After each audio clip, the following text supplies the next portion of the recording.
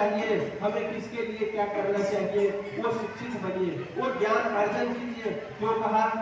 क्योंकि बाबा साहब अम्बेडकर को नॉलेज के प्रतीक माना गया। जब बाबा साहब अम्बेडकर थे, उनके समकालीन कोई भी व्यक्ति ऐसा नहीं था जिनके पास उतनी योग्यता हो जितनी बाबा साहब अम्बेडकर रखते थे। तो बाबा साहब अम्बेडकर ने पहले कहा कि आप शिक्षित बनिए, आप ये जानिए कि मुझे करना क्या है, हमें करना क्या चाहिए। उसके बाद जब हम शिक्षित हो गए, हमें ज्ञान हो गया कि हमें किसके लिए लड़ना चाहिए, किसके लिए करना चाहिए, तब हमें यूनाइट होना चाहिए। बाबा साहब ने कहा कि आप यूनाइट होइए, आप एकत्रित रहिए, एकजुट रहिए।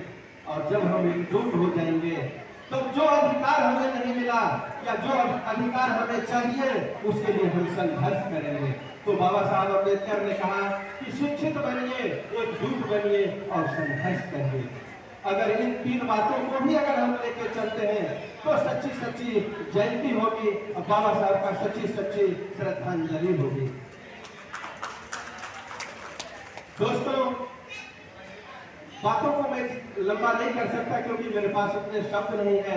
बस दो पंक्ति बोलता हूँ बाबा साहब के बारे में कि जब तक ये भारत महान रहेगा, जब तक ये भारत महान रहेगा, जब तक ये धरती आसमान रहेगा, तब तक बाबा साहब अम्बेडकर आपका सुनहरे अक्षर में खूबसूरत नाम रहेगा, नाम रहेगा, नाम रहेगा।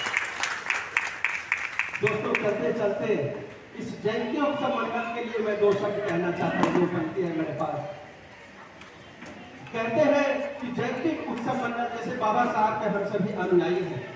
तो बाबा साहब का विचार क्या था कि अगर वो कहते थे कि हम अपनी जान की दुश्मन को भी मेहमान करते हैं।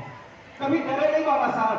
जैसे आपने सुना होगा कि गौतम बुद्ध जब भी चले, कभी डाकू भी उनके सामने हो गया तो निडर होकर निकले, बोले कि अगर है आपकी हिम्मत तो हमारा वध कर सकते हैं। और वही निडरता आदमी को सामने सामने ही बदल डाला। तो वो गौतम बुद्ध हम सभी के श्रद्धेय हैं।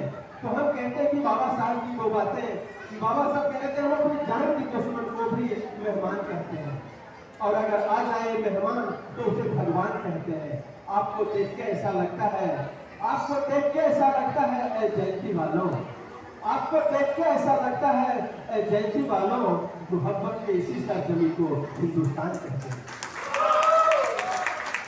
दोस्तों,